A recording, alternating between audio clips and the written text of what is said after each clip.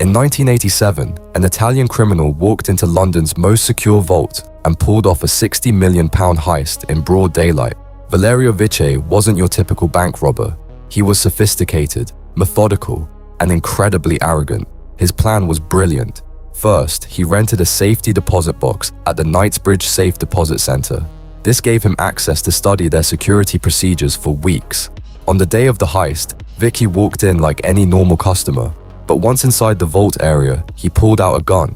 His crew held the staff hostage while they systematically ransacked 120 boxes, diamonds, cash, gold, all stolen during normal business hours. The thieves escaped without a trace. Police had no leads, but Vicky's ego became his downfall. Days later, he casually returned to collect his rental car, a bright yellow Lamborghini he'd left parked outside during the robbery. Police were waiting.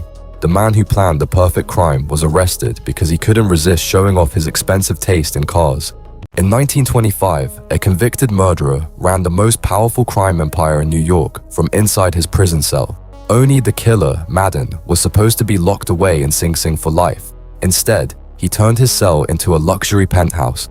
Through bribes and threats, Madden corrupted every guard, warden, and official in the prison. His cell had Persian rugs, mahogany furniture, and a private telephone line. A personal chef prepared his meals. He wore silk pajamas instead of prison uniforms. From behind bars, Madden orchestrated bootlegging operations worth millions. He fixed boxing matches across the country. He ordered hits on rivals who crossed him. The warden became his personal assistant. Guards served as his messengers.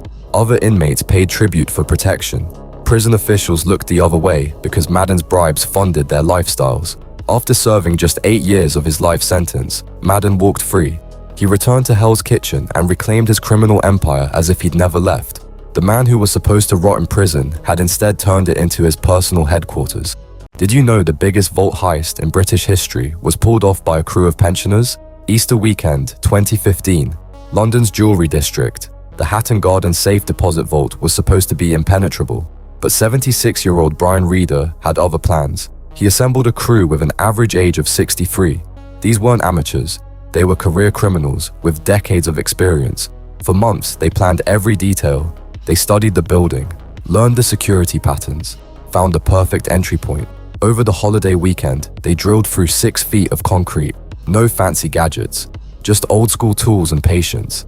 They bypassed electronic alarms using techniques from the analog era, emptied dozens of safety deposit boxes, walked away with millions in diamonds and cash. Police found the massive hole on Tuesday morning. No fingerprints, no witnesses. The crew had pulled off the perfect crime, but greed got the better of them. They returned the next night for more loot. This time, security cameras caught everything. The greatest heist of their careers became their final job. Subscribe for more episodes.